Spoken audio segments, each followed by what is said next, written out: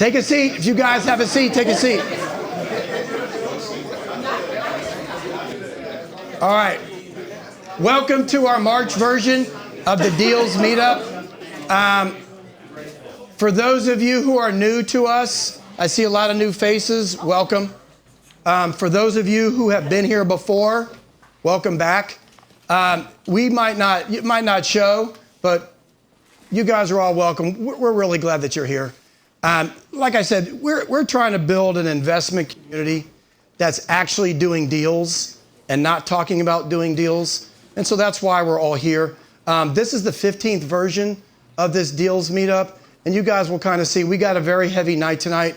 We have a lot of deals. We've got about 7 or 8 new deals tonight. We've got about 11 that we've got to cover from previous months. So hang in there with us for a second, but we're going to get through it all tonight. I'll try to have you out of here by maybe 8:30, but it's probably going to kick all the way to 9 o'clock. All right, I'll try. I might be about blabberwalky. All right, those of you that are first-timers, raise your hand. Raise your hand. First-timers, raise your hand. Brian, I see you back there. I'm going to cover you in a second. If you have been 2 or 3 or 4 times, raise your hand. Wow, that's good. Welcome back. 5, 6, 7 times, raise your hand. If you have been 9 times or more, raise your hand. Welcome back, guys. Okay. Thank you. Welcome back. I do this every meetup, and there's a reason why I do it. Because we're all here at the beginning to network. We're here at the end to network. So I want to give a quick introduction of you guys in the room, who you are. So any pink stickers, raise your hand. The wholesalers, raise your hand. Mike, Christian, I see you guys back there. Wholesalers, any wholesalers on this side of the room? Pink stickers, okay? If you're a fix and flipper or a buy and hold investor on the resi side, the blue stickers, right? What's buy and hold? I'm still getting used to this. Blue stickers in the light blue, purple, you want to reach out to the wholesalers, okay? The wholesalers are the guys that are helping feed this community deals. So are our students. Our students are feeding us deals as well. Clear Sky education students, raise your hand. Past, former, future, raise your hand.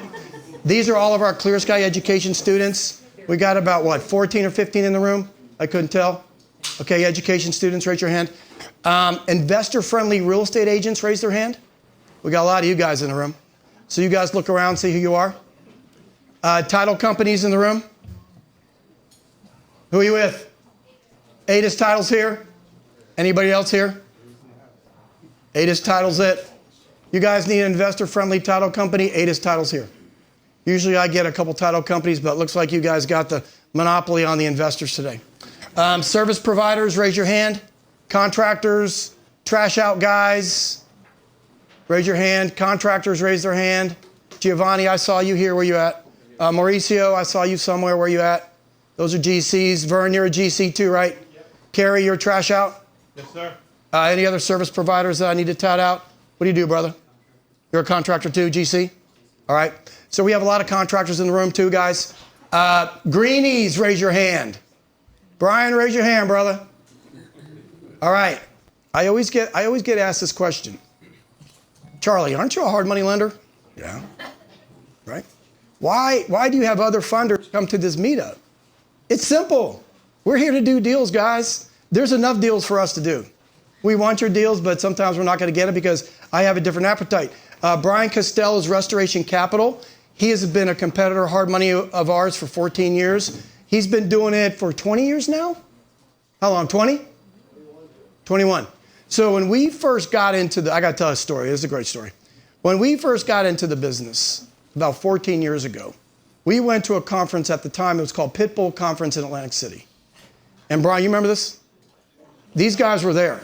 We're new to the game. And so we were kind of sorting out other guys from Northern Virginia that are at this conference thinking that we were the only one. Well, Brian was there with his, huh? He had a booth. You had a booth? I don't even remember, bro. It was so long ago. So what happened is Brian helped not get us into the business, but he helped out with the banking relationship that we have to this day, Ross Berman. Do you remember Ross Berman? And so that wasn't something that he had to do. But because he was very helpful with us, we've had a pretty good relationship for almost 20 years. And the way I've come to know Brian, is that we have fixed and flipped over 475 houses. Brian showed up to the courthouse steps one day. I think it was you, right? You and Justin? It was you, I think. He came and recruited all the courthouse bidders. I happened to be one of them. He took us over to Hard Times Cafe. I remember like it was yesterday. And he sat us down and he tried to recruit us guys as hard money clients. And so he basically, I don't know that we used you or not, but he basically taught us sort of the hard money business, but we were going to go recruit. He used to recruit us to become a client. And I thought that was genius. And so I've known him for a very long time, and he's a funder as well. Other funders, raise your hands so I don't miss you guys. Mark is a broker. Mohammed works for Freedom Bank of Virginia. He's a community bank lender. If you guys need community lines, is there any other community banks here? I just have him here. I don't think there's any other direct hard money lenders here. Washington Capital, are you here? You did. Washington Cap, so you guys are here. You're direct. Edward, you're doing direct hard money too, right? So we've got some funders here. We got money in the room, right? What am I missing? Who did I not shout out? Lawyers. Lawyers, raise your hand. I got one over here. Any other lawyers? John Kim's not here. We got lawyers here. So basically, the only thing that's missing, guys, are deals, right? Deals. We've got everybody else in the room to do a deal, right? We got wholesalers to source the deals. I've got my students here that source deals. I've got rehabbers here, fix and flippers here that will buy the deals. I've got contractors here that can fix the deals. I've got hard money lenders here that will fund the deals. And I've got title companies here that will close the deals, right? We're missing deals. That's what we're going to provide you tonight. We're going to provide you with the deals. This is the agenda for tonight. I'll get through it pretty quick, believe it or not. I love this agenda because I've gone to so many different meetups that I got bored and I got tired of the fact that they really weren't bringing deals into the meetup. They always had a boring speaker in front of the room. I was bored in 5 minutes and I just was twiddling my thumbs. I was there for the beginning. I was there for the end because that's what you guys like to do. You guys like to network, which brings me to the 4 pillars of our meetup. Okay. Number 1, networking, right? You guys are here to network. I get it. We're here to do deals. And that's what we want to provide you. We want to help you guys do deals. So networking, number 1. Number 2, we hope to keep you entertained. We're going to try to entertain you. If we don't, we're not the Chuck Barris Gong Show, but we're going to try and keep you entertained. Number 3, educated. I could tell you right now, Brian, you might be educated on something tonight, but I am going to cover something tonight of a real live deal that we did in a case study, and hopefully you guys will get educated. And number 4, just as important, guys, we're going to provide you guys with deals. We've got 3 different deal sections. We've got deals from last month that we're going to cover the disposition of those. We've got 7 or 8 deals this month. Sarah, how many deals? 8 deals this month. And then we've got an ad hoc section of deals that you guys will be able to bring up in an ad hoc format. So we've got 11 plus 8 plus ad hoc. I know, Jasmine, are you here, Farouk? Did I see Jasmine here? No? She might have 3 ad hoc deals. I don't know if she's here or not. All right. So welcome. What's the Clear Sky Deals Meetup, guys? Second Wednesday of the month. We're going to be here thick and thin. It's basically a place where we get a community to start doing deals together. And I know a lot of you guys in here have made money doing deals in this forum, and I'm really happy to see that. That's basically what this is. Look at the identification on your name tags, right? Wholesalers are pinks, right? Fix and flippers are what? Purples, buy and holds are blues. Now, we've got 2 different types of investing going on here. It's not just a residential meetup. This is also a commercial-centric meetup as well. We're going to have a few commercial deals tonight. We're going to have a couple of multi-unit housing deals being presented. Teresa's going to present a RV park. Tom is presenting a RV park deal in Tennessee. They're the general partners on that deal, raising capital. Ben's going to be raising capital. I've got a land deal. I don't know if I have 2. I've got at least 1 land deal, maybe 2. Keith might talk about a lot. He owns as well as Joel. I've got a bunch of fix and flips, a couple in DC, 1 or 2 in Virginia, and some in Maryland. So we've got a whole different array of deals for tonight. Okay? All right. Ed, this is yours. Okay, everybody, you're on your own. Good luck. That's the condensed version of the, let's see, everybody's liar, everybody's dangerous, be careful out there. It's the old Hill Street Blues thing. Liar, cheaters, and thieves. Yeah, I mean, hopefully, it was a very capitalist meetup, obviously, The whole idea is to find other people that have a deal that you can make together that's going to make both of you money. It's not a zero-sum game. People that are trying to take all your money, it's just to take it and get it all for themselves is not good. So you need to find it and look for that. Be careful. What we do here, we will talk about deals. We may talk about good and bad things, but we are not giving a complete analysis of a deal. I can tell you from having discussed with Sam and Charlie and watching them work, a complete analysis of a deal would take this whole time to really look at carefully enough. So, and a deal that's bad for one person can be great for another. It really depends on the circumstance. So make sure you get your information, due diligence, be careful. And of course, with summary is that it's, as they say in Star Wars, that real estate can be a den of scum and villainy. So as long as you keep that in mind, make sure you're careful who you work with. Now, he brought up a very good point, right? And this is another reason why I appreciate all the other funders showing up, is because, you know, we all have different appetites for deals, right? Community Bank is going to have a different appetite than Brian and myself, the hard money lenders, right? We're going to have a different appetite than, you know, Mark, who's brokering loans out.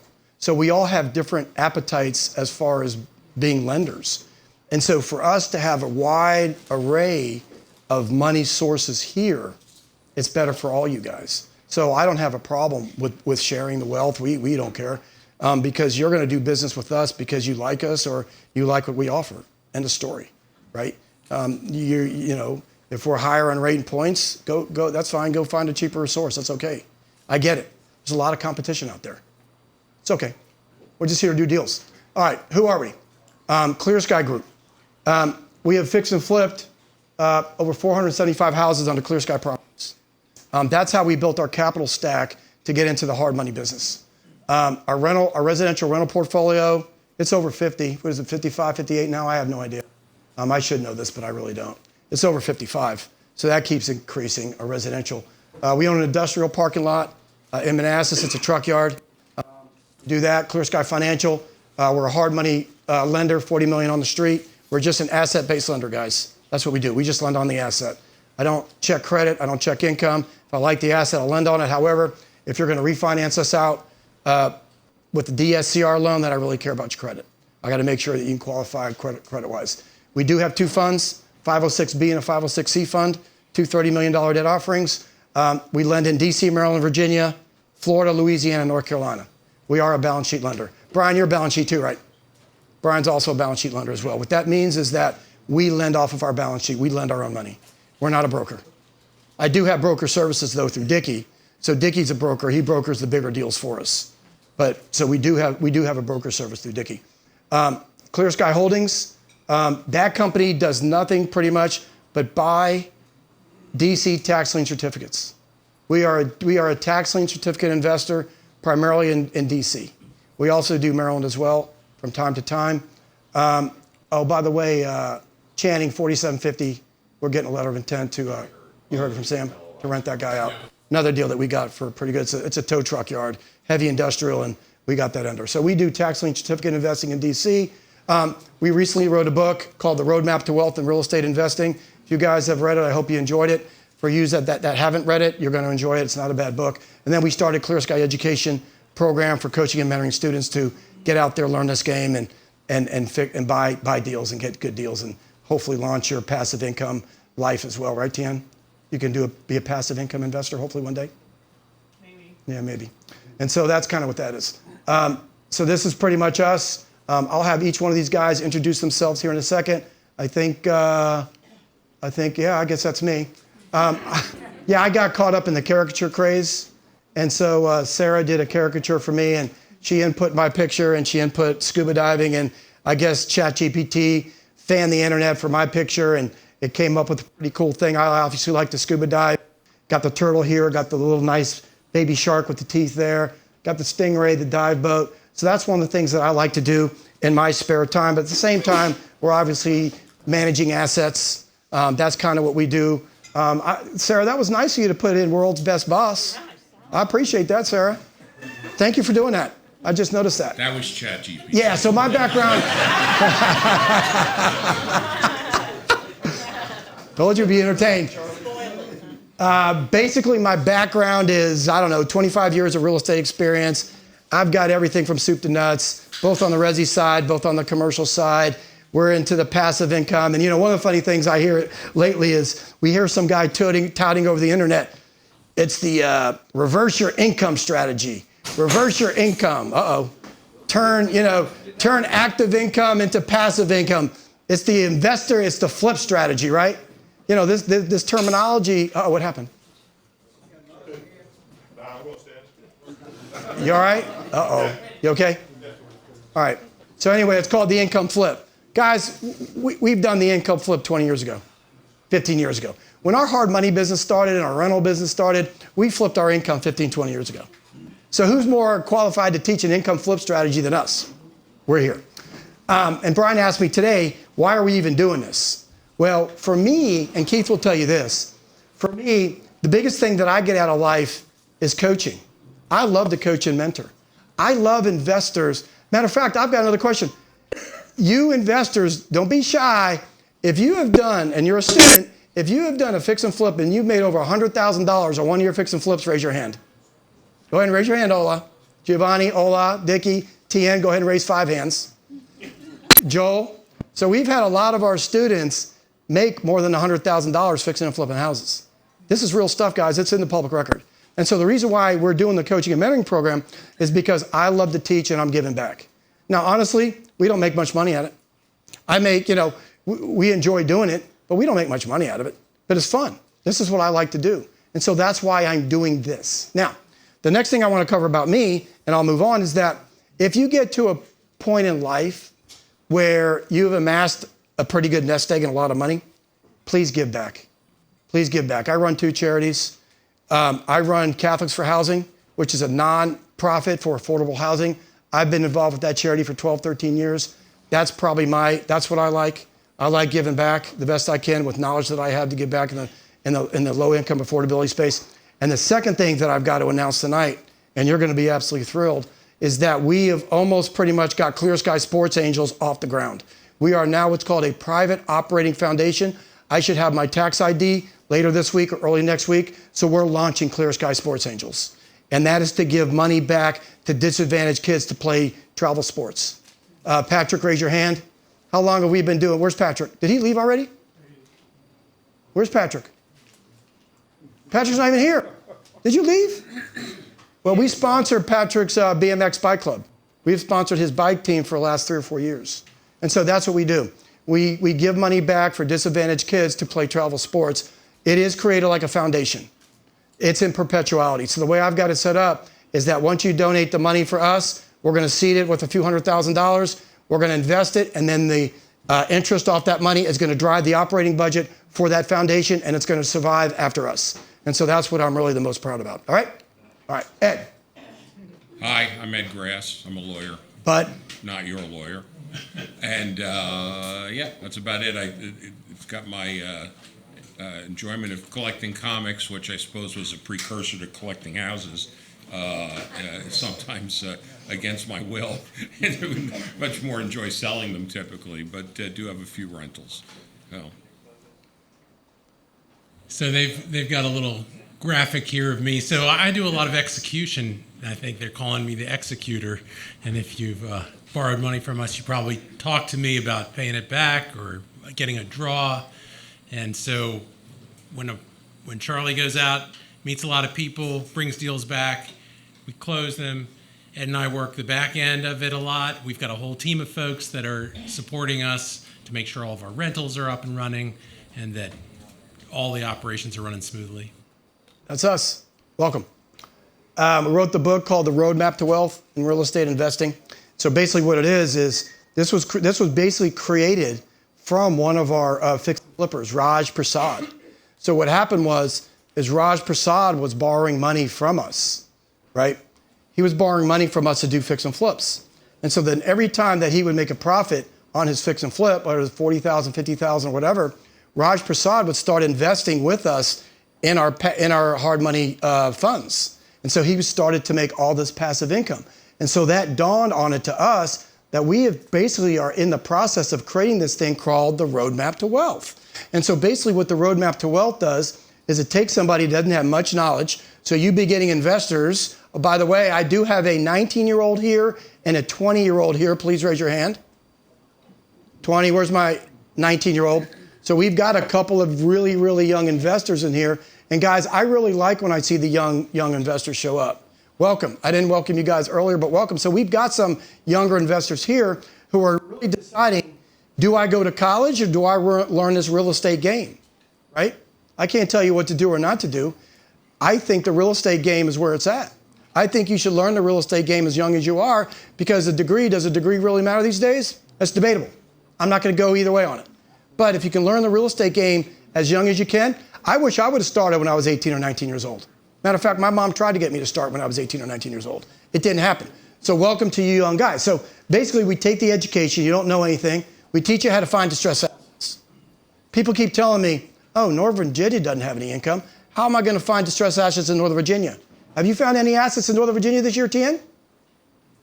How many you found? 1 a month? 2 a month? I see you laughing. Oh, did you just recently do a fix and flip in Leesburg? Sure you did. So we're finding deals in Northern Virginia, left and right. We all are finding deals in PG County, but we teach you how to find distressed assets. That's our claim to fame. Then we're going to help you find the money. All depend upon your situation. Do you need hard money? Is your credit bad? You're not bankable. You don't file your taxes. That's okay. You found a good asset. We'll lend on it. Do you have good credit? Are you bankable? Well, Mohammed's here from Freedom Bank. He'll simply give you a fix and flip credit line, buy and hold credit line. He'll give you any kind of credit lines you need. All right? So they're here.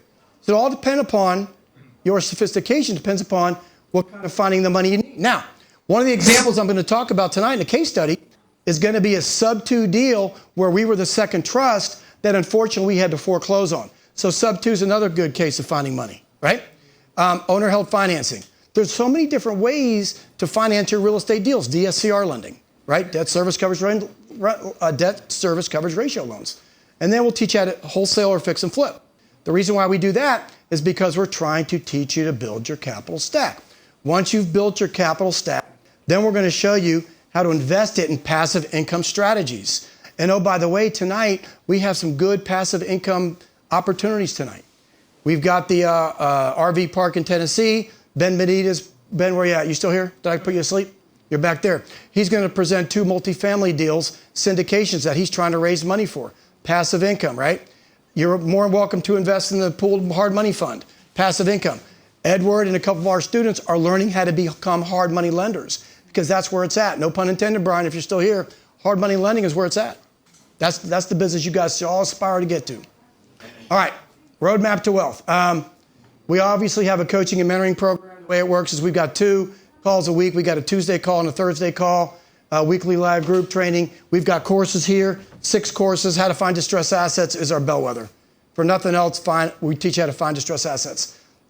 We do have an online group portal. And then we launched this Deals Meetup. Don't take this personal, guys. We launched the Deals Meetup to bring more deals here and also to help our students find deals. Okay? We also have one-on-one consultations. If you're interested in us vetting out a deal, we'll do that for you for a fee. So you guys are more welcome to do that. Up to date, we've been doing this. How long have we been doing this? A year and 8 months? Yep. Year and 8 months? Mm-hmm. So this is actual. This ain't fictitious money, guys. Our students to date have made $2.316 million. They might have made more, but these are the deals that I know about. Sometimes they're doing deals and I don't know about it, so we don't calculate it. All this is public record. If y'all want a list, I probably won't. Well, it's all public record, so I'm not going to publish a list. All right, deal updates from last month. So let's go through some of these deals. We might not remember it. We had a new wholesaler here last week called Demetrius. I don't think Demetrius is here. I don't think so. His deal is still available. It's the condo in DC. I think it was a 1-bedroom, 1-bath, 43.4. I didn't get a call. I didn't talk to him today, so I don't even know. The one that Hurriyah presented, 8601 Ingleside Office Park, that one's still available. So if you guys are interested in that, yeah, you're taking, okay. 458 High Street, Ben's going to represent that tonight. That was from last month, and he'll tell you the update on his, he was looking for what, a $2 million capital raise, Ben? Is that about right? Okay, so he'll talk about that later. The other capital raise that he had was Quantico. That's off the market. 1304 Staple Street, off the market. 205 Braemar Place. Brandon, are you here? I don't think Brandon's here. That's under contract. That was a short sale that he brought here. That was under contract. 509 South 24th Street. Okay, I got to give you an update on this deal. Paul, you're not here, are you? Paul, did you show up? Okay. So what Paul was doing is, do you guys know where Whitlow's is or used to be in Arlington? Yeah. So he was doing a land, yeah, I hear you over there. I hear you. We all know Whitlow's, okay. He was doing a land aggregation deal in Arlington, and he priced it at $3 million. They've recently reduced the price at $2.7 million, but the change in this deal is he's willing to split up the different addresses. So instead of putting them all together and selling them at once, he will split up 509 South 24th Street, 505 South 24th Street, and 2320 East Street. So if you guys are interested in a potential development deal in Arlington, Paul's there. So it has been reduced. 15570 Prince Frederick. This was Nivian's deal. Nivian, you're not here, are you? He goes to school at NYU. He's one of our students and one of our borrowers. He reduced it from 475 to 450. Darley Avenue. Mike, you're here, right? Yep. Reduced from 100,000 to 82.5. So Mike is here, so go see Mike if you're interested in the Baltimore deal. The other Baltimore deal on Key Avenue is sold. Congratulations. I think you closed and sold and made a pretty decent amount of money. Congrats on that. And then the deal that we presented last month, 3428 24th Street Southeast, that's under contract. All right, which brings me to an important point. And if you guys have known me in the past, I'm full disclosure, guys. So somebody always asks me, why are you guys doing this? How do you make money? And I'll explain it. It's very simple, guys. We make money three ways. Obviously, number one, coaching and mentoring. We want more students, name of the game. That's why we're here. That's the one way we make money. We don't make much of it. Number two, obviously you could tell, we put our deals up there. Every month we'll have a deal or two that are our deals. Either they're tax lien certificate deals or there might be REO deals that we've taken back as lenders. And so our deals are going to be up here too. So that's the second way. The third way that we make money, believe it or not, guys, we also make money on the hard money side. Shocker. Shocker. So we make money three ways.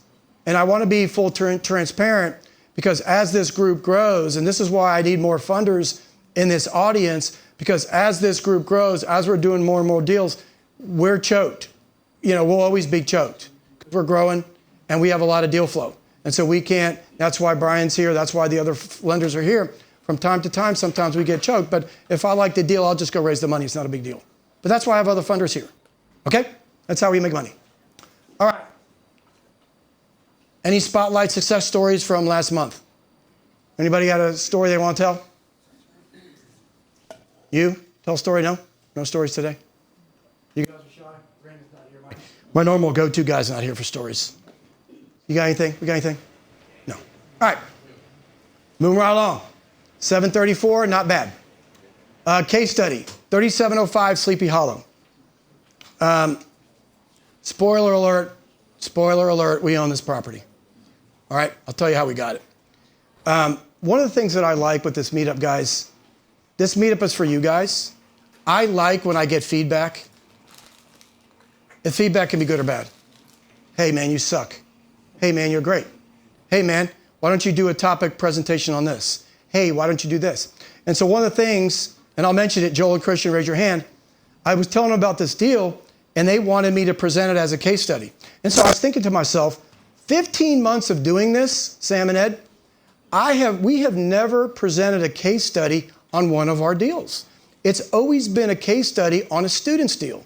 We put a student in the hot seat. We've talked about it. We've put a student up here in the hot seat, but we've done a case study on it. So we've never done a case study on one of our deals. So Joel and Christian came to me and said, hey, do a deal that you guys have. Tell us how you bought it or got it under control and make it a sub 2 deal. Y'all know what sub 2 means? Who doesn't know what sub 2 means? Raise your hand. Y'all know what subject 2 means? All right, that's the reason for this deal. So if you guys want us to present a topic or if you want us to present something that maybe you're curious about, I'll be glad to do it. No problem. All right. What is it? 3705 Sleepy Hollow Road, Falls Church. You guys can tap on your computers. You can look up the tax record. You can do all the things you want to do in the public's realm. It's a 5-bedroom, 3-bath house. I think that's supposed to be 0.5407 acres. Yeah, it's about half acre. Yeah, 0.5407. It's about half acre. 1965 built. It's in a subdivision called Barcroft Woods. Second trust foreclosure with a subject to the first trust. That's kind of the background of the house. We were in second position on a $110,000 note. Second position. Ownership change. It's all public record, guys. I'm going to show you the title search in a second. Peter Rosenau, Christopher Vale, Cobra Properties, LLC. When we lent the money, they were Cobra Properties, LLC, because we're a business. And they were for a while. They were for a while. Mm-hmm. Chris Vale was a money broker, a loan broker, and so he would bring us a deal every now and then, but then he asked us to lend him on a deal, second trust, and the second trust money was used to Renovate the house. renovate the house. So he used $100,000 of our money to renovate the house. And he modified it and used a little more. Right, so we Yeah. gave him $110,000, $10,000 to pay his closing costs, so we earned about $110,000. ARV at the time was about $1.15 million. All right, let me tell you what happened. Look at the pictures, guys. Now this is very, very important because the pictures tell a story. Remember, we lent him the money to renovate the house, and he did renovate the house about $100,000 worth. So we have a beautiful bathroom here. We have a really nice functional kitchen here. This room isn't too bad. Fireplace, nice hardwood floors. So the picture is going to tell you guys the story in a second. But that's what it looks like, okay?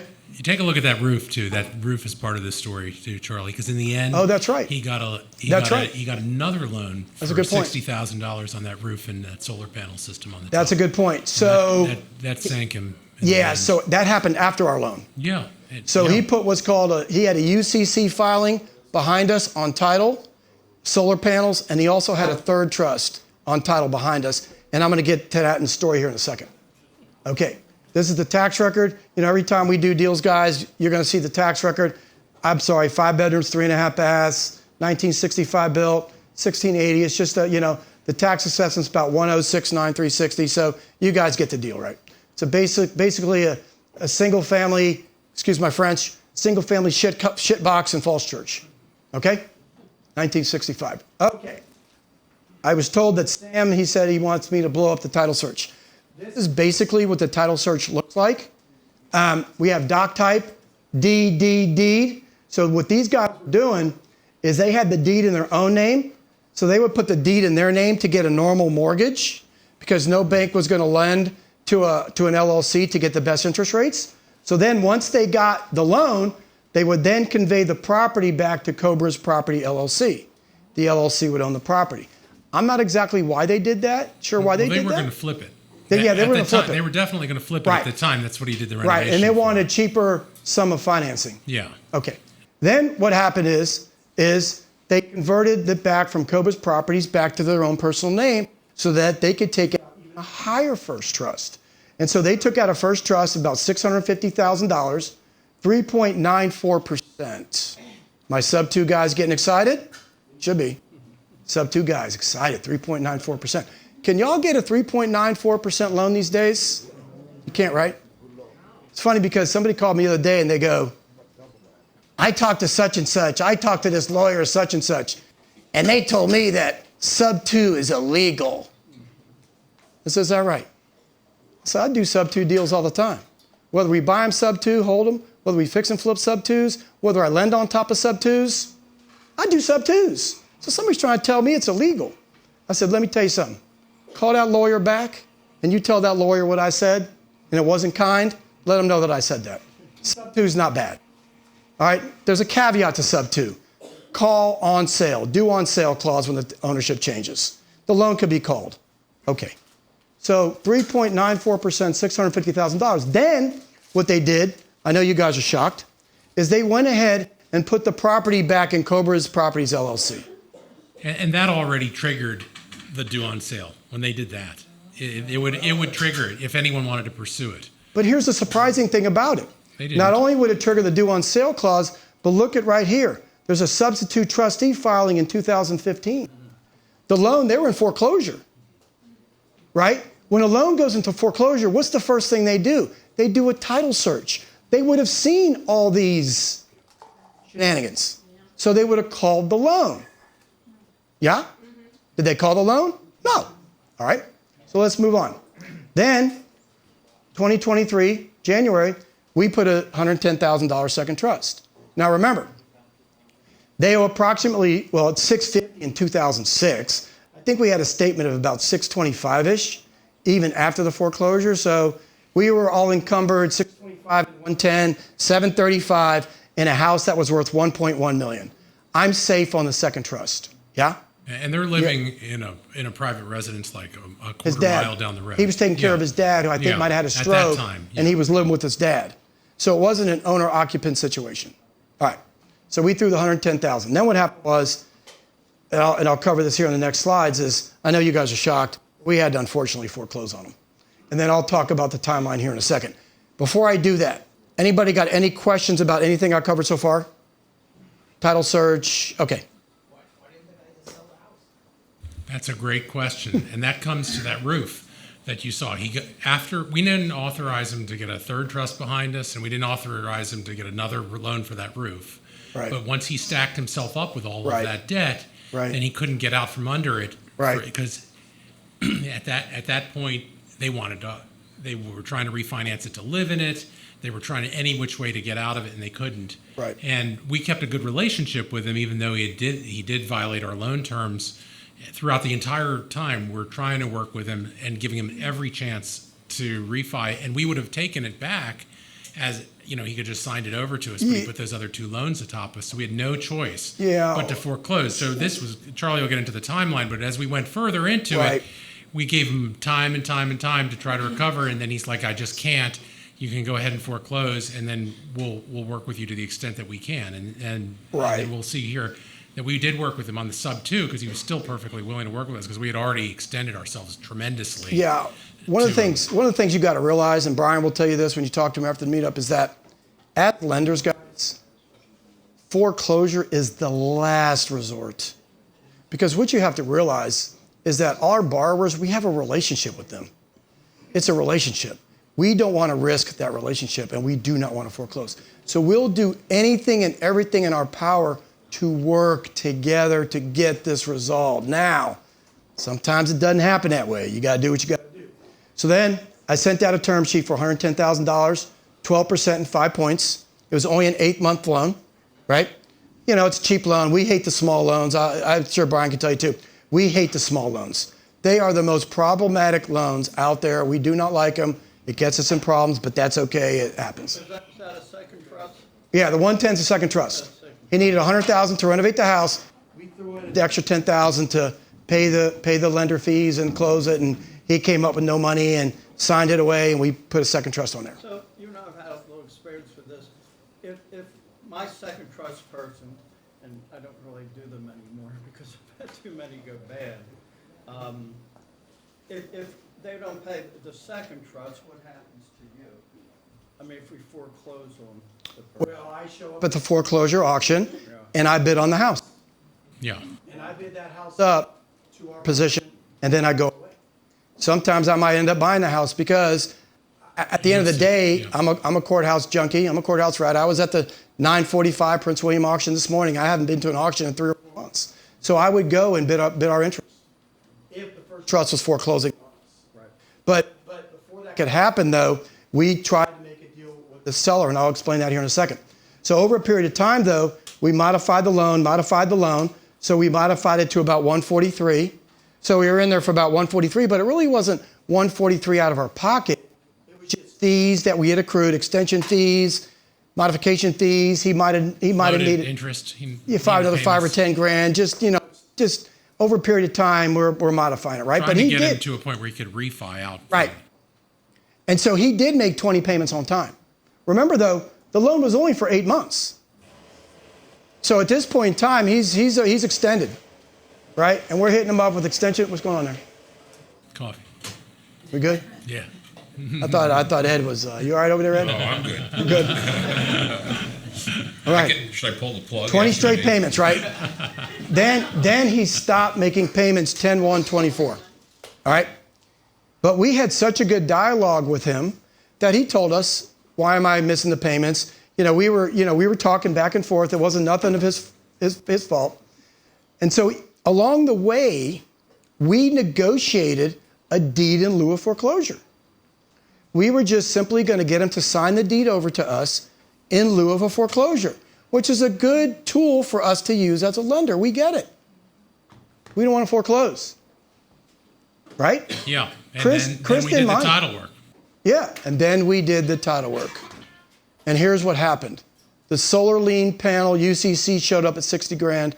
The third trust showed up at, I don't remember. Yeah, I don't remember. 100 grand. It was material, though. Yeah, 120 grand. So if I were to do a deed in lieu of foreclosure in second position, because we're doing it with the owner, we're responsible for that junior title chain, the UCC, and we were like, we're not doing that. We're not doing that. So unfortunately, we had to foreclose on him at the courthouse steps as a second trust foreclosure. Okay? We did take the property back at auction, and I'll talk about that in a second. And so at that particular time, though, he was 3 months behind on the first trust. Okay, this is an example of our term sheet, what it looked like. 12 and 5, usually in second trust positions. I don't know what you charge, Barb, but we're about 12 and 5. I might go 13 and 5, 13 and 4. That's interest only. So this is kind of normal pricing for us on second trust, guys. I might go a little higher. I don't know why I gave him a good 12% interest rate. I probably should hit him for higher, but that's okay. It's only 110 grand, man. These things are a nuisance.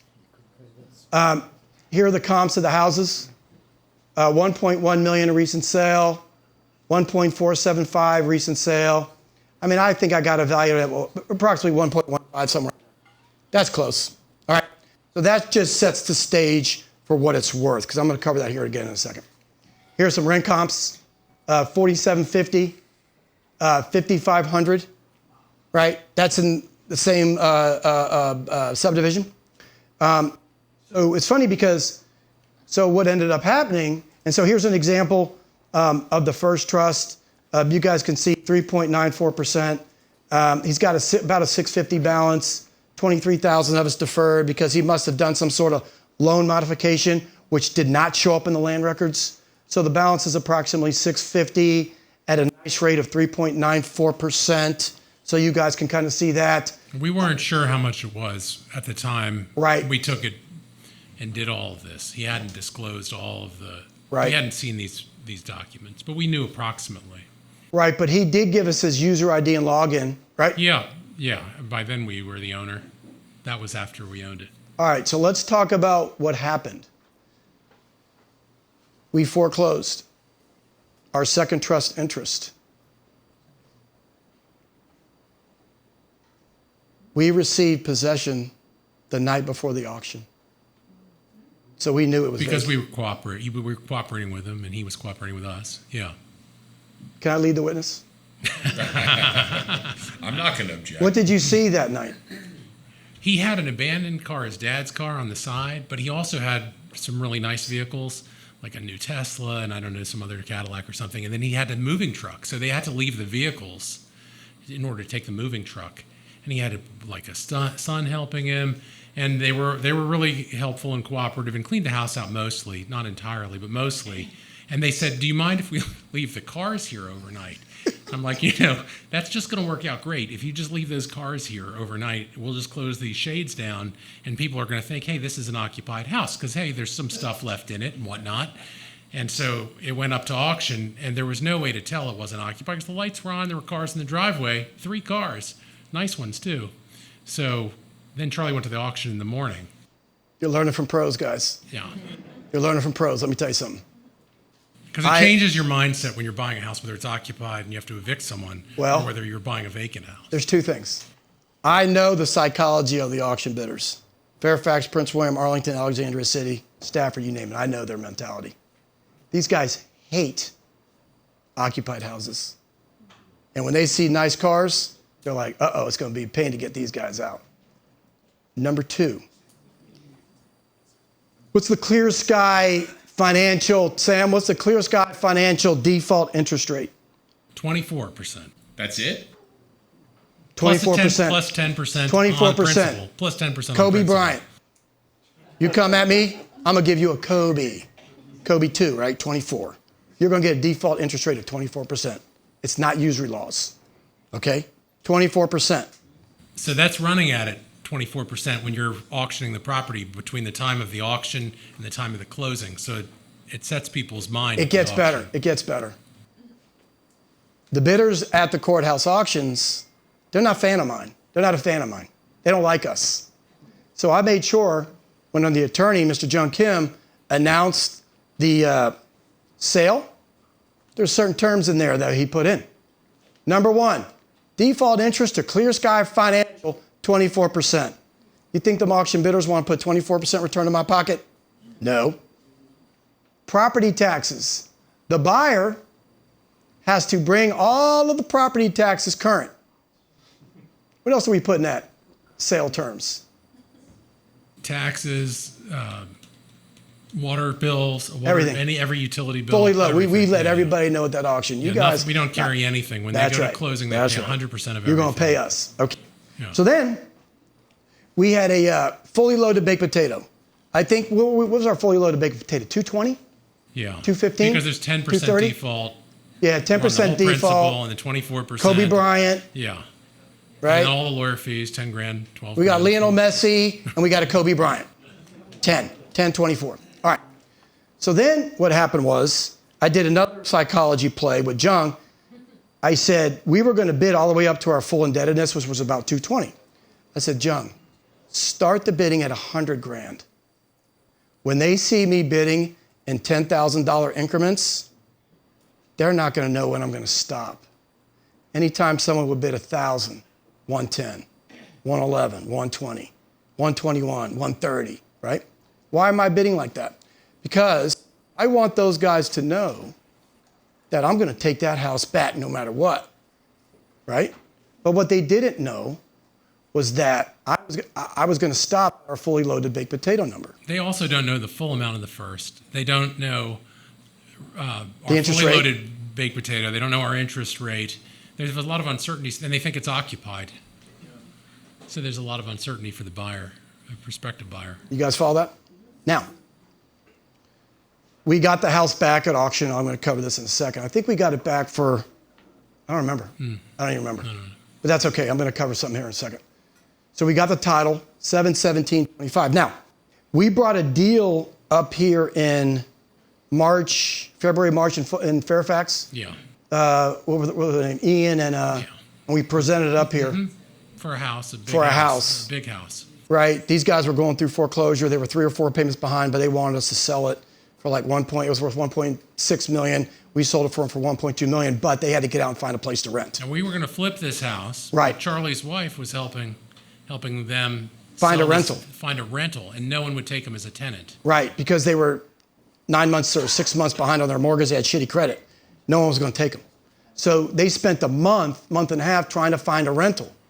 Well, we took this house back on the 17th of July. I knew I had a ready-made tenant because we had a personal relationship with them. And so they basically signed a lease almost a week later at $5,000 a month. Okay? Y'all follow that? Which wasn't our intention, actually. That was never, yeah. So if you bought it at auction in second position, what happens to the bank that was in first position? I'm going to tell you That's a in a good second. question. It's a good question. It's a great question.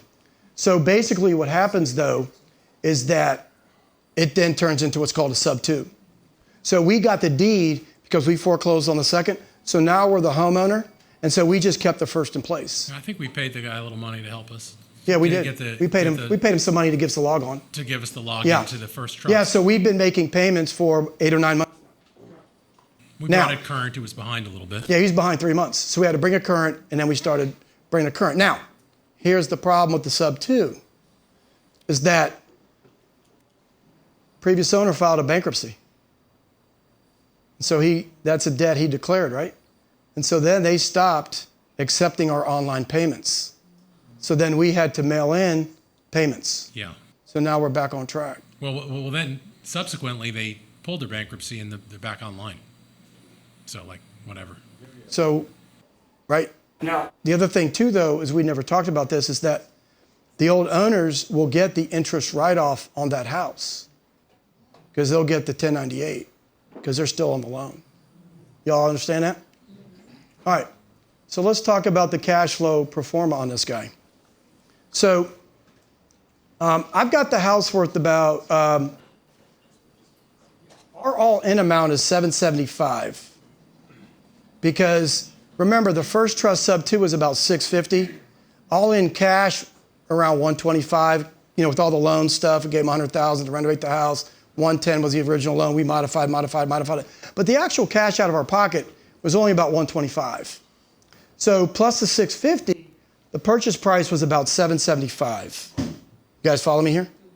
$775. Now, we're getting $5,000 a month in rent. The PITI payment, is it up here?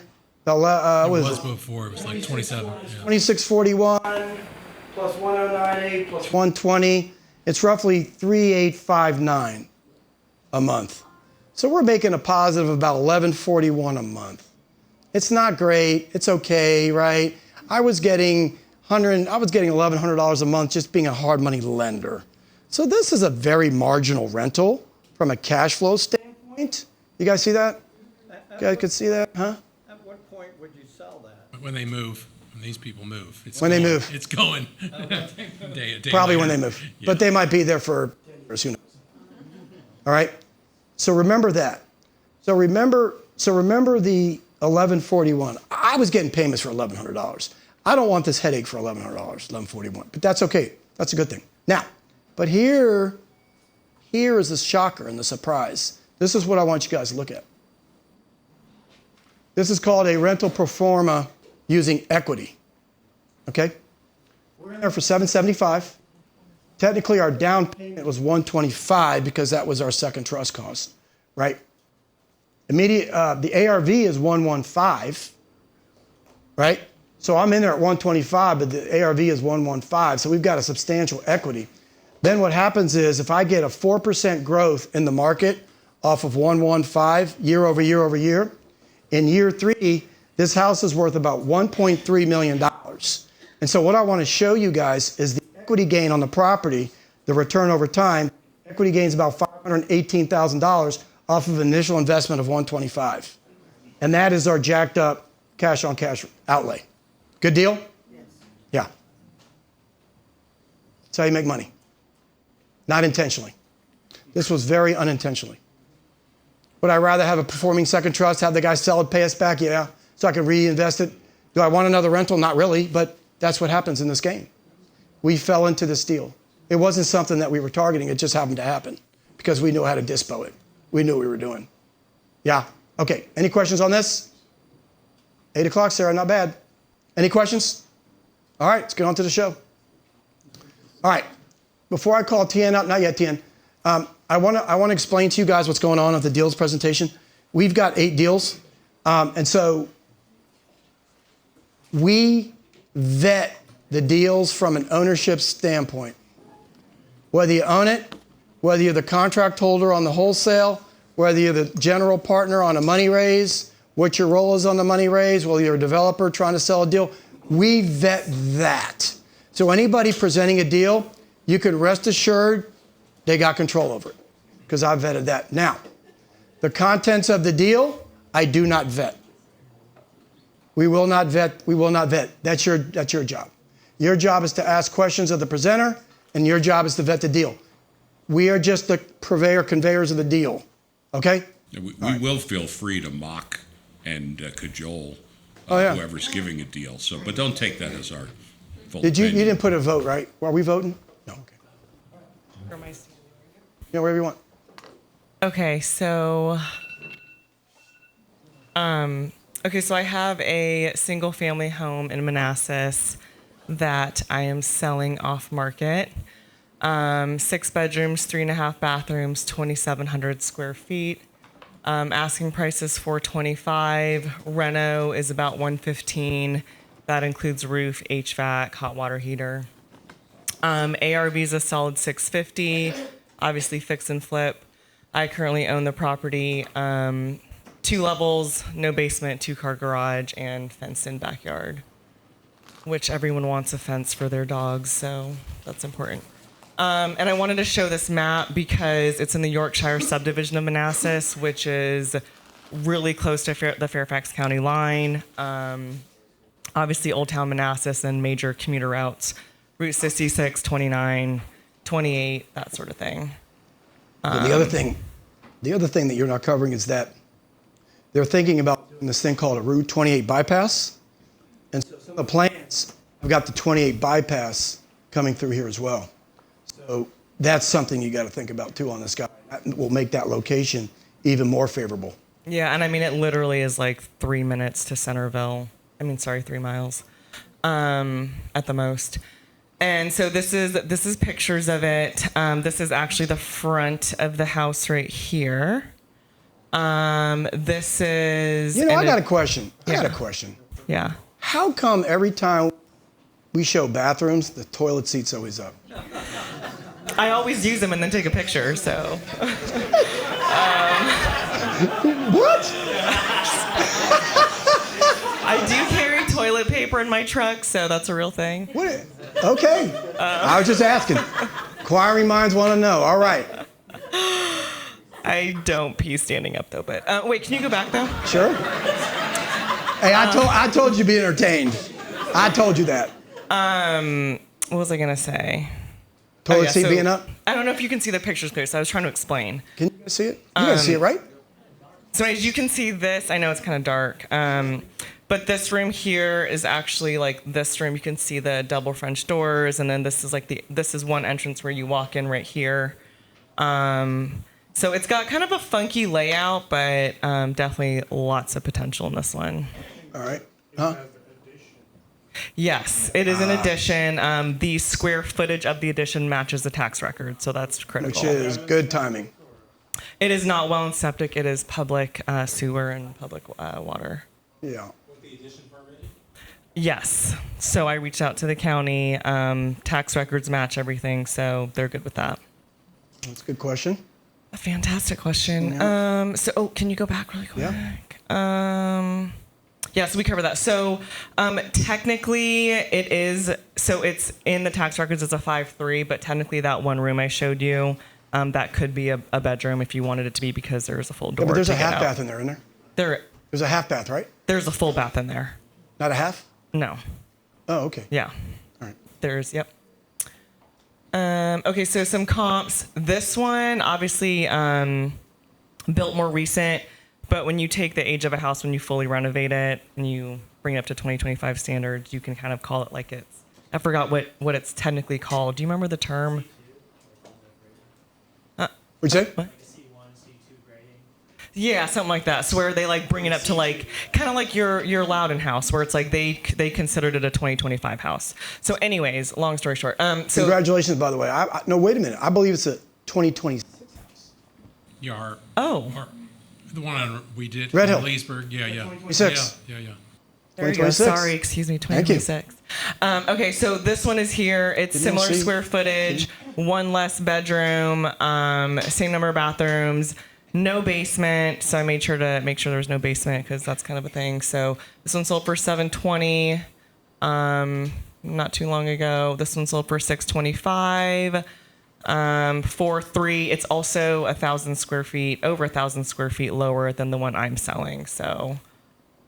This was 1963 built. So And they say it has you're a right. basement, but sometimes they say split levels have basements. Yeah, so it's around the same so- here. It's close. Yeah. What else is in here? So this one, 2010, again, another split level. Sometimes they say they have basements, but I don't really consider those basements. 629, one less half bath and one less bedroom, also smaller square footage. Is that all my comps? That's it. Yep. Okay, well, if you You want guys more, have any questions? do I have any questions? Ask while you can. It is vacant, yes. If you were to buy and live in this house, what would you do to the house besides this fix it? Would you do anything extraordinary? Would you do exactly? I would do a new HVAC, new roof, new hot water heater, all the main things, and then really it's just, it's cosmetic from there. There's not much else to do. I'm just trying to think. Yeah, it's pretty straightforward. If you do fix and flips, the main things, your big ticket items are in there, and then the rest is basically cosmetic. 425, 115, 550, ARV around 650. There's some money in there. Jim, how'd you find this property? A referral. Yep, from a couple previous jobs ago. Yeah. That's it, right? Trying to Any more think if questions? I have anything else? Yeah. So I'm not putting the address up, but if Oh, you you're are not? interested, let Oh, me you know. didn't put it up? Yeah, I I didn't didn't want to put it notice. up. Caller. It's No, under she- my name. Yeah, I she own owns it. it. So like I said, one of the things that I do, I know she owns it. If it's a wholesaler and they have the contract, they're the wholesaler contract assignment. So I'll vet that role. Trust me, I'll vet that. Yeah. All right? So. I did not renovate it. Hopefully you will renovate it. Yeah, 115. We're estimating about 115. So it's 425 ask, 115 reno approximately. Obviously bring your own contractor. So you're in there at 540, 50 ARV, maybe higher, who knows? So it'd be 2 or 3 months to renovate a house like that. Yeah, Yeah. and honestly, I would do it, and I might. I mean, anything I don't sell, I end up doing. I do really well on them. But I just sometimes just want to take your money and move on to something else. That's so. it. Patrick. Take my money and run. Patrick's got a question. Text me. Oh, you did. 571-358-9382. She's got her email address there. Javier's got a question. No. Charlie is expensive, so. I'm just That's a good kidding. point. We have a hard money loan on it. Full disclosure. We do, right? Yeah. Okay. All right. But yep, that's it. Tom, you're next. Tom. Give it to Tom. Tom. Come over here. Give it to here. I'll give it to him. I'm gonna sit down. You're the man. Thank you. Hey, everybody. Tom Rivenbark, my wife Teresa Arvison over there. We're going to talk a little bit about an RV park. We do a lot of commercial investing.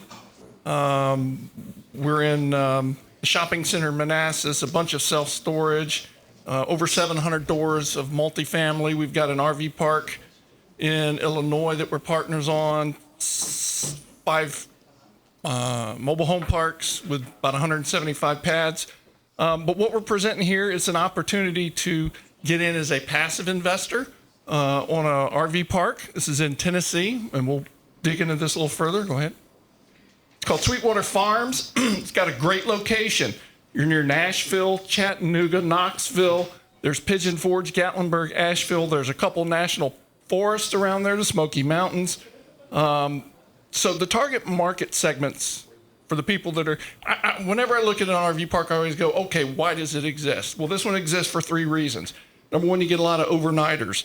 It's a busy road, over 40,000 vehicles a day, people traveling. They need somewhere to hang out for the night. Second, workforce housing. There's a lot of new stuff going on, fulfillment, industrial development, interstate travel center distribution, a whole bunch of stuff going on. And there's a big, huge need for workforce housing there. Third piece is a destination. People come to see the stuff that's there. It's beautiful. So that's the reason this place exists. Okay, so let's take a look at the bottom, the little timeline there. They actually purchased this park in 2023, did some initial work on it, opened it up. It was gravel paths and gravel roads. The county changed the zoning before they could finish getting everything done and said, nope, now you got to put concrete pads and you got to pave. So they closed down the park and they're working on getting that done. Puts us here to where we're at Q1 2026, plan to reopen the park. Started out with just phase 1 here was the original part. And what they're doing is they're adding to it. Remember I talked about workforce housing. One of the things you think about when you look at RVs is do you want to bring your really nice RV and park it next to some workforce housing? You probably don't. So they'll kind of segregate those within the park. So phase 1 is the operational course, the original 45 sites. They did the entrance, the office, got the utilities and stuff in, gravelled and packed. Phase 2 expansion, they brought in this additional space here. 1 and 2 were done, other than the gravel and the concrete, or the asphalt and concrete. Phase 3, bringing in some amenities. They're working on these now, mostly done. And then phase 4 will be to value add, operate the park, optimize revenue, services, things like that. So it's a really nice, going to be a really nice park. Next. So what are the numbers? Looking at, we'll talk about like a 5-year hold typically. Looking at about a 24% IRR. It's a 2.7 equity multiple. What does that mean? If you put in $100,000 in 5 years, you get $270,000 back. Your initial 100 plus 170. It's an 8% preferred return. What a preferred return is you get, as a passive investor, the first 8% of the money that was invested that comes in profit goes to you. And then there's a split after that. And that split is till you get up to 20% on the return on the IRR, it's a 70-30, 70% to you, 30% to the operators. Then it flips over to a 50-50. Monthly distributions. If you look at the example of your 100,000 investment first year, don't plan on doing any. Want to put the money back into the park, get it up, get it running really good. But then by year 2, you're starting to get some good cash on cash, 12%, 14, and you can kind of see your total return on the bottom line there. So who are we? There's my wife, Teresa. She has Simply for AMD, mobile homes, RVs, multifamilies, shopping center, single-family homes. Then there's myself working with her. Our partner's Brett Bowman. He does exclusively mobile home and RV parks. He's got about $70 million worth of parks right now, and it's like 1,600 pads. And then his partner, Matt. Okay. You're looking for $2 million. Correct. What's the minimum investment? 50,000. Is this a 506C? You have to be accredited. And you have to be an accredited investor. Yes. You guys know what that means. You have to be accredited. You all know what a definition of an accredited investor is? $1 million or more net worth, not including your house. Yes. $250,000 of income. Joint, I think it's $400,000. But if you're licensed, if you have any financial licenses, you can be considered an accredited investor as well. Okay? If you don't meet that threshold, it's only for accredited investors. Yes. Okay? The reason being is that they want to make sure that you have the financial means to, unless I have a personal relationship with somebody with an unaccredited investor with a 506B, they want to make sure you're sophisticated enough to know what you're getting into. It's an education thing. Make Yes. sure you don't get ripped off. All right? Pad sites, how many pad sites you're gonna have of system? Well, there's the original 45 plus 33 that they've added here and another 16 here. So 45, 33, and 16?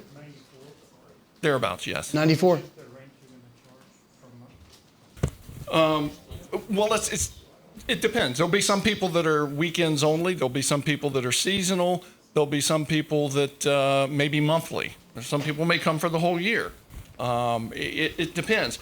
The other parks that are in that area are running about a 90% year-round occupancy.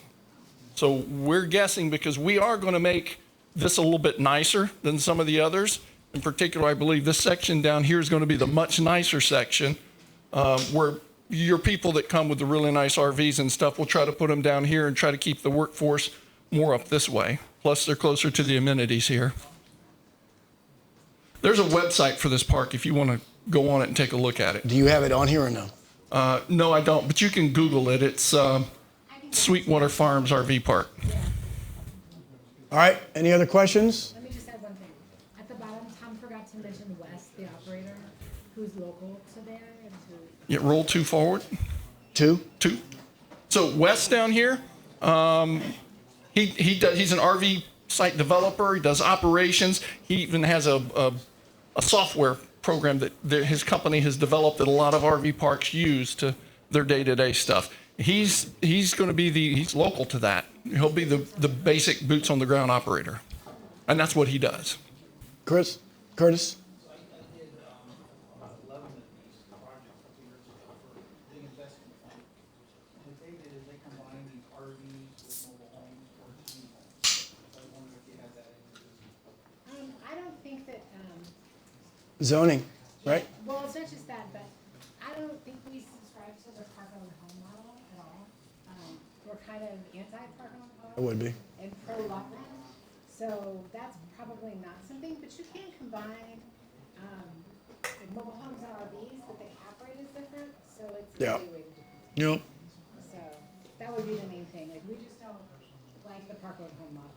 I don't want to be the only one like that. So. But it's a good model if you like it. So if you have questions, you can reach out. Yep.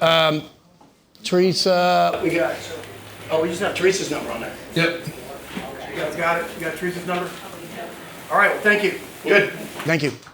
Ben, you're up next.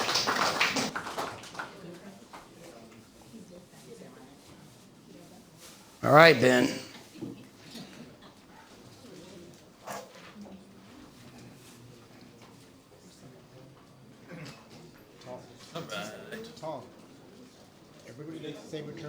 All right. Same deal as was here last month. We just got the due diligence items. I start from the beginning. It's a 28-unit mixed use in Morgantown, West Virginia. There's 26 student housing units, 2 commercial spaces. I was there about 3 weeks ago, I guess, and it's maybe 2 blocks from West Virginia University. Great location. The numbers, we're under contract at $2,150,000. It's currently grossing. It's just under $300,000. The current NOI is around $160,000. We're raising $600,000 minimum to move forward. My partner, Brandon Locairn, has a lot of information on this as well. Like I said, I think it was Monday, got all the due diligence items. We're going through, again, the financials, the leases, everything we have. Have some ballparks on the returns, but we'll have more information probably later this week, I would guess, after we go through everything. All right, so but that's it in a nutshell. your total raise is 600? 600 minimum, yeah. Okay. 6 to 8. And then what's the minimum investment? 25,000. 25,000. Is it a B, C? What is it? Can you have non-accrediteds? We can have non-accredited. You can have non-accrediteds. Yeah. So you can have everybody. Okay. Yeah. As long as you have a pre-existing where that's, Yeah, as long as you're home. And there's again, skyline view of it. Does not need a lot of renovations, just some cosmetic stuff. We're going to put new management in place. Again, student housing, so mom and dad are paying the rents, which is nice. That's what it looks like? Don't have to worry. Which one is it? Yeah, this is what it looks like currently. And there's it's an older shop. There's a vape shop in here now. We have new pictures and stuff. Will be some new photos and things. But again, great location. My number, email's up there. If you have questions, give me a call, shoot me a text. And then you had another deal too, right? Yeah, there's another one it's in Greenbelt, Maryland. It's completely off market. Big issue with the general partners. It's 90 units total. It's 42 and a 48 unit. Good numbers. The general partner is no longer part of the group. The limited partners are now in charge of it. They do not own multifamily, do not want to own multifamily. It's got good numbers. They want to do seller financing. There's 2 assumable loans on it. Again, it's a 42 and a 48 unit in Greenbelt, Maryland. We're still underwriting that, but should have a lot more information, I would say, by the end of the week. And that, Loans are at 4.3 and 3.7. yeah, assumable loans on there now. So. What's the term on those loans? They both come due, I think, 2030, if I remember right. 2030. Yeah.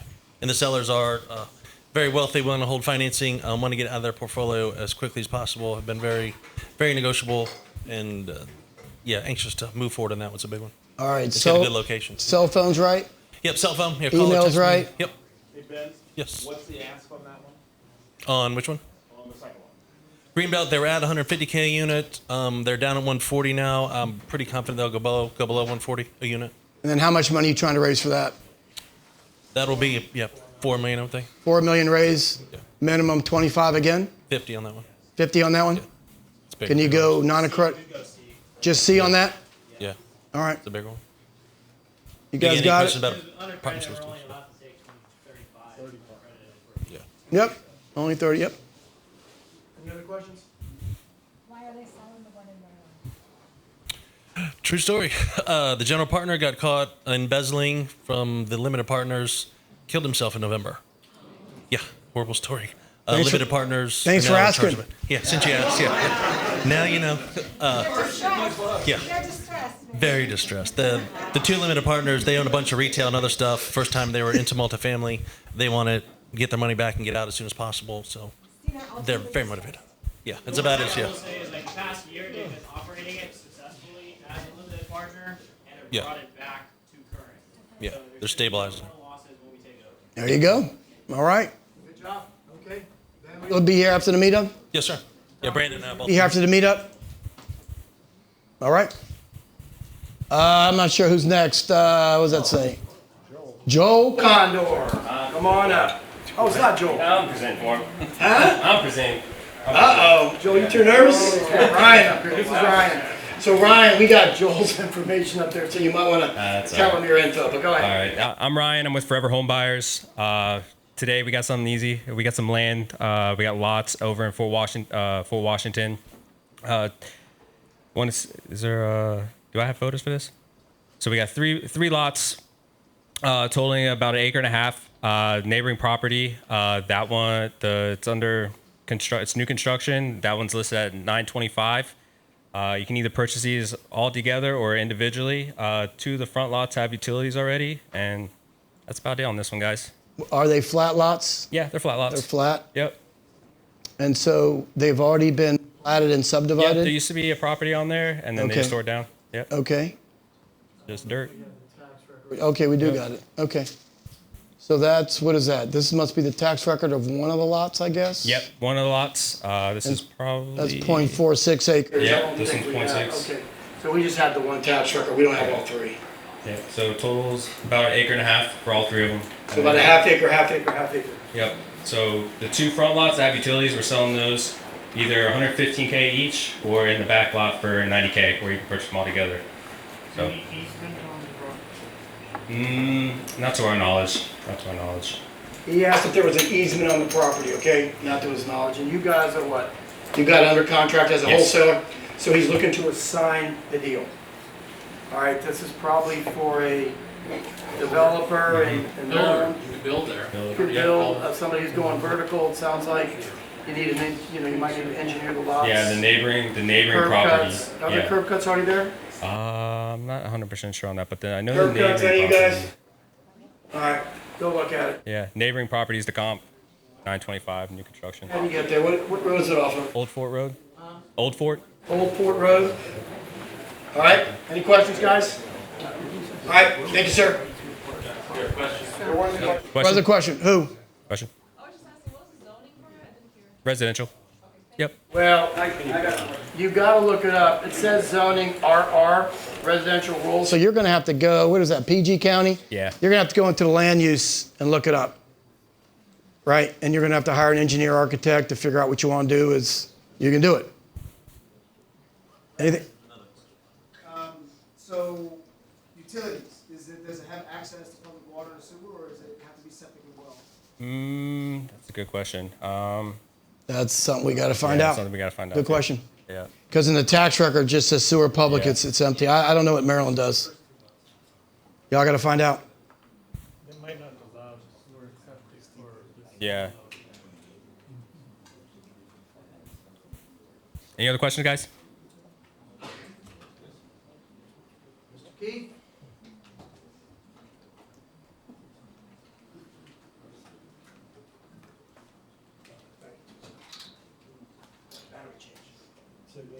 Battery change.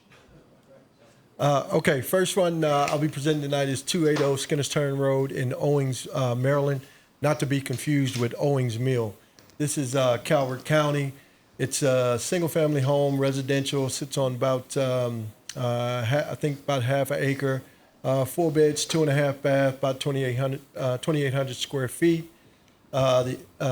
The asking price for it, we're asking $254. Renovation costs about $125. We have the ARV at $500,000. This particular house, they started building this house and they never finished it.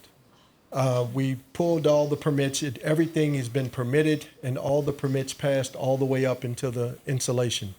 So as you can see, they started building, and just in the middle of it, they never got finished. I think they had some issues with their contractor or something, and it just stopped, and they never finished. Are the permits still current? The permits are not current. You're going to have to, reapply for them, get new permits. However, like the rough end, you don't have to go through all that again. All that's been, passed, and they said you can start from right where it left off. Contact is right? Contacts are right. Claude, that's right? Claude? Yep. All that contact's right? Okay. This is good. There's a tax record, 0.5 acres. Yeah, 0.5 acres. Is it public water, sewer? No, it's well and septic. Well and septic. It's well and septic. All right, well and septic. How old is the well? They started this process, I think, in 2006. So it's about It is completed, yes. Here are some comps. Yes. When was the last county inspection of the property? I think it was 2006. Yeah, it's been a while. Yep. Been a minute. Yeah. Been a minute. Yep. But these are current pictures. What'd you say? Like it rustic. I don't think they got that far. Yeah. But I mean, it's a 2-level house. Yeah. I think. I mean, 125 might be okay. I mean, Giovanni Mauricio would do it for 50,000. Right. No. No. Good timing there. That's funny. We got comps. One for 475. We try to get similar comps, similar age. 475. There's one for 490. What's that? It's 1975. I don't know how much land it's on. I can't tell right here. I got the worst seat in the house. Then another one for 520. 1973 built. So it's pretty close. I mean, it's a good area. Good? Good. Any other questions? I think I got one more for you, right? Yep. All right. Second one. 1305 30th Street, Washington, D.C. It's a single-family home. Has a corner lot. 3 beds, 2 bath, about 2,200 square feet. Asking price for that one, we're asking $250. Rental cost is about $150 on this one. We have the ARV at about $525. Where's Al Rice? Al Rice still here? Did Al leave? Okay, Al. That's in his neck of the woods. As you can see, once again, corner lot, single-family home. I think you guys just sold one right around the corner, right, on 24th Street. We did. Just saw. Yeah, this is in a development called Hillcrest. Yep. And Hillcrest is a popular development down there. Tax assessment's $424,680. Square footage is 1148 over 1148. So, that's a good entry-level house. And like I said, Hillcrest is a good subdivision in D.C.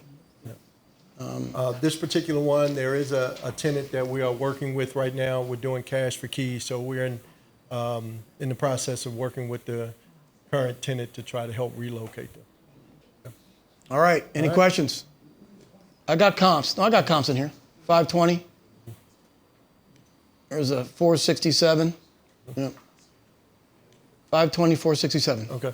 All right. Any questions? Yes, sir. Looks like it has a basement. What condition is the basement? It's a finished basement. Top and bottom are both finished. But it's finished. It's gonna need some work. Yep. What's your reno on it? 150. 150. I mean, that's, if you guys have done work in DC, 150 actually might be kind of high, but that's about right. So I would take that 150. I think it's pretty good. Yep. So 150, 250s, 400, ARV 525. So that could be okay. That could be a good deal. So you guys, not bad if you're fixing flipping in DC. All right, any other questions? No? Okay. I'm not sure who's next. I guess I'm next, and I didn't even realize it. You're doing our deal? Yeah, sure. You're doing our deal? Okay. All right, I guess I'm next. Michelle, you're not here, are you? Okay, here's the thought of the day, guys. We'll present your deal, but if you don't show up, you probably don't want me presenting it because I don't know anything about it. We got a multifamily, DC, 4 units, 1 bed, 1 bath each. Now, this is 2 things. This is also a potential development deal because it comes with a lot, and it's also could be used as a rental. Do your own due diligence on it. Okay, 1107 48th Place Northeast. Michelle Van Allen's a good friend of ours. 301-404-8396. That's her number. She's borrowed some hard money with us in the past, so I don't mind presenting her deals if she brings them our way. She says the RV is $765. The rents are $1,600 per unit. This is why you don't want me presenting the deal. That's about that's $6,400 in rent. NOI, maybe the ARV is a little too high. I have no idea. But it does come with a lot adjoining next to it. And so you'll have to do your due diligence on what development possibilities you can get out of it. I have no idea. This is what the unit looks like. It looks like at least one unit is vacant. I don't know about the other three. We'll have to call her and find out, but at least one of them's vacant. Here's a tax record. I think this is just a tax record for fourplex, 508 tax assessment, 2730 square feet, 4 bedrooms, 4 baths. It's basically 411 units. All right, 1600 Section 8. My guess, 6,400 a month. And that's that. Any questions for me who probably won't know the answer? Any questions? Nope. Good. Sam, you're next. We're moving along. This is the last deal. So we're going to get to the ad hoc here in about 5 minutes. So we're going to get to it pretty quick. You have to scream, man. All right, I got the screen. Unless you want the mic. Yep. All right, so this particular property, we're going to get to it, is in Princess Anne. It's about 3 hours from here. So if you know that area, or know someone in that area, this might be a real value. In the normal course, we don't lend this far away. We got referred this particular property as a loan, and we took a first trust on it. In complete transparency, our principal on it was about $190, and they owed somewhat more at the end because in Maryland it takes quite a while to foreclose. The circumstance was that this builder bought it. He thought he was not going to have to do a septic. He was not going to have to do a well. He thought he was going to just do a basic renovation to it. And when he got into it further, he found out that the county required him to do a new well and a new septic. And it drove up his costs tremendously. He wasn't experienced with that. He got very belligerent with the county, so it took quite a while to get through. He did get it done, and he got an appraisal of $345, and he tried to refinance us out of his deal, but he didn't have enough credit or track record to get another loan. So at that point, he stopped paying us, and the house looked like this. So we foreclosed. We were still talking to him even to the day of the closing. On my way down, the attorney and I drove down here 3 hours to this house first to do a check of it. So I called him on the way, and I said, hey, what's going on with the house? And he said, oh, you can take a look. It's open. I said, oh, that's sort of funny. Why would it be open? But we got there, and we found out why it was open. Let's see. Oh, No pictures. No pictures. Sorry. Go back. Wrong way. You're wrong way. But we got there and we found out, and I do have pictures. If you want pictures and a walkthrough video, I've got it. Someone, maybe the prior owner, removed all of the appliances, the HVAC, the cabinets, the sinks, took every last thing out of the house. So we were surprised. They left the fountain. The fountain was there. That is not, the fountain's Did he leave the well and septic? He did. He did leave the well and septic. Nice. Yeah, he did. Hard to tell. Well, I did think he might take the blue tank from the well, but that was there too. So the Very well good. septic's there. He didn't finish and close out his permits, and they expired last year at the end of the year. So I called the county. They do want all new permits, and he was very close to finalizing them. If you see the appraisal, you'll see the house is in finished condition. So it only needed a little bit of work to be finalized. But now it needs, I estimated it at $70,000, and that's in prices that we might get in this region. So it would be somewhat less to do it down there, but you really have to have a presence there, either a realtor or a contractor. If anyone has one, they can let me know because I may end up with this to attend to. So we tried to present it at a price that made sense. Let me go back to it. At $200,000, the renovation, I think 70, you could easily do it for 70, including the permits. And $345 is the appraised value. I think there's good money. You want it? Will you hold No. financing? I will hold finance. Owner held financing. So Can't beat it. well, yeah. So this is a great. If you're able to work in that location, this is a good deal. So that's Any questions? And we took it back at auction. There was no bidding. Effectively, there was only one other bidder, and he didn't bid past our open really. So that was that. It's just a very small town.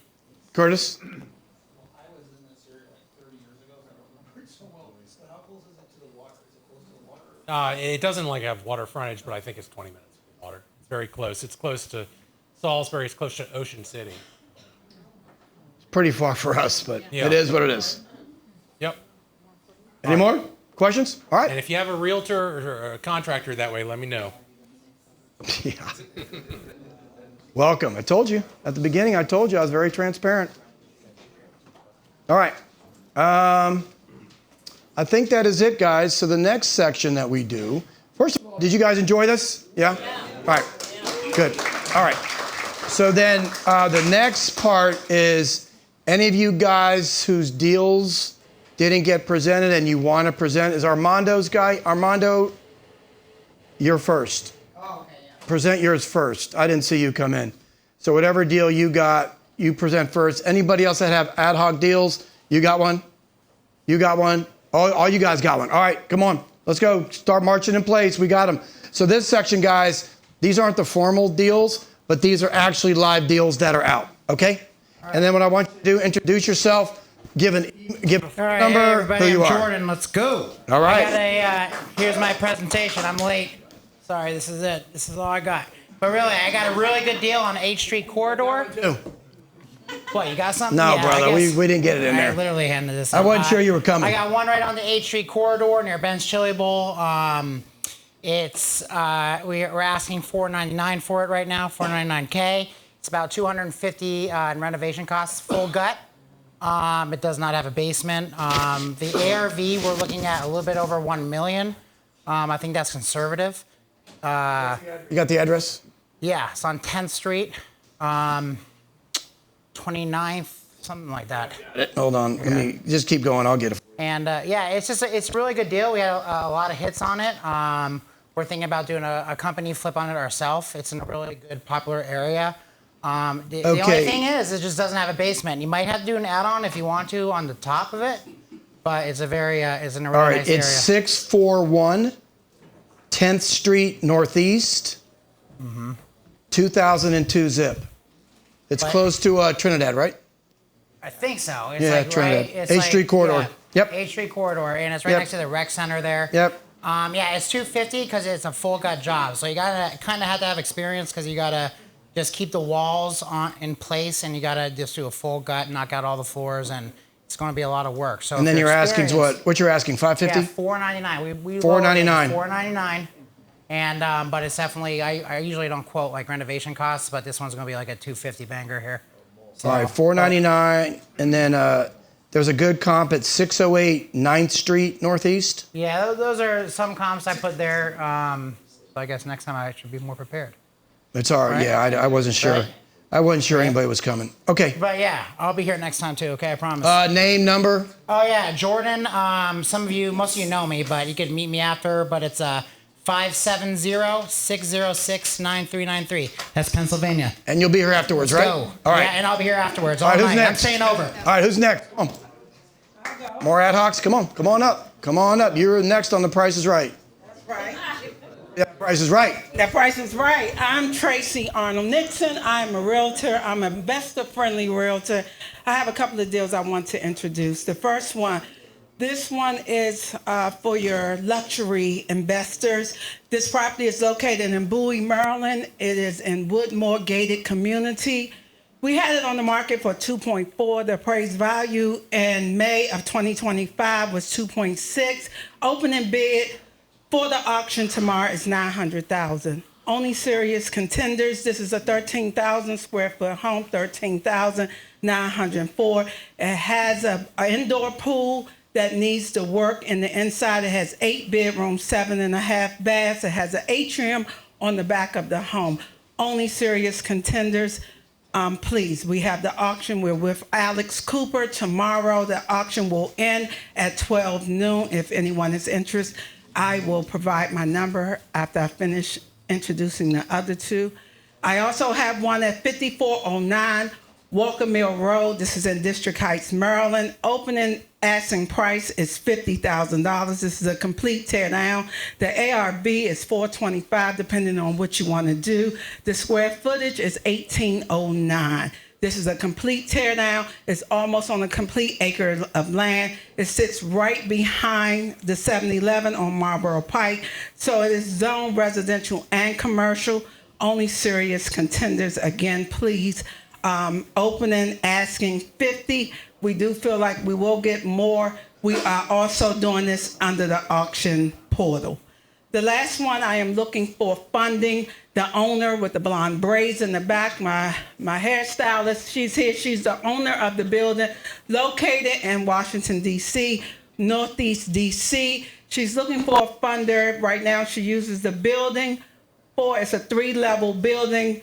Right now, she uses it for her hair salon, has her tenant on the upstairs, but we can go up 2 levels and a rooftop to do 3 more units. So we're looking for a funder. So all the funders in the room, we're looking for someone that can help fund this deal so we can complete the deal. Thank you. My name is Tracy Arnold. I know it was a pleasure for you all to meet Phone me. number? What's your phone number? Is 202-431-9811, 202-431-9811, and I'll be here after. And if we don't close on Friday on the deal that Sam and Charlie have with me, 3310 Short Ridge Lane, they don't kind of believe in the investor that we have. If we don't close on that, that's another deal. This the ARV in this neighborhood is 1.6. You will need about 300 to 4 in the work. We're looking for about $1 million asking price. Thank you all again. And for the big one, big luxury one, it is $500,000 worth of work. We do know that for sure that is needed. Thank you. All right. Who's next? Thank you, Tracy. Who's next? You coming back up, Ben, or? Oh, the gas station. All right. Anybody after Ben? You're next. Okay. All right, my name's still Ben Benita. I have an off-market gas station in Alexandria, Virginia. I will get you an NDA if you're interested or know anybody in the gas station space. Does not include the real estate. Price on it is $650, and it nets $240,000 a year. Owner's there once or twice a week. So you're not buying a job. You're definitely buying cash flow. So come see me afterwards. It's Exxon, right? Exxon? Correct, Exxon. Exxon. That's Matt, maybe? You looking for a gas station? Talk to him, yeah. Perfect. That's Matt, mine. Yep. Anybody else looking for a gas station? All right, who's next? You doing one too? Yeah. Okay. All right. A lot of people. My name is Edward. I have a property here in it's Hyattsville University Park. So it's 7002 40th Avenue, Hyattsville, Maryland, 20782. I'm asking $650. It's worth, well, ARV is $975 to like 1.1. I have roughly maybe like 120, 130K of renovations in there. I'm wholesaling it. What else? What's your name, number? Yeah, Edward Vargas, 301-312-2666. Thank you. It's great. Any questions? Yep. Next. Who's next? Mr. Ma. Huh? Anyone else? Wow. I got one right down the street from his is right there. It's in Bladensburg. It's 4022 54th Street, Bladensburg. I got pictures right here. Just come find me if you're interested. But it's about 2,000 square feet. Needs a full reno. Floors, drywall, kitchen, bathroom, windows, siding, etc. ARV is conservatively $500,000 in that neighborhood. It's a pretty good neighborhood. Renovation probably around 130 to 150K, and we're looking for 295 or best offer. And I'll be around after the meetup. All right. Anybody else? Oh, my name is John. John Ma. 571-278-3886. And come find me after the meetup. All right. We'll be here. Awesome. Thank you. All right. Thank you, guys. That basically does it. Thank you, guys. I hope you liked it. If you have any comments or questions, concerns, or you want to see something different next month, or if you have a topic you want us to talk about, please let us know. If you want to make money in real estate, give us a shot. We have a podcast, Real Estate Riches Roadmap Podcast. Feel free to listen to it. It's used to be called Basement Tales, so we've got a few podcasts out there. That's who I am. You got my contact, Sam and Ed's contact as well. See you guys next month, April the 8th. Thank you. See you later.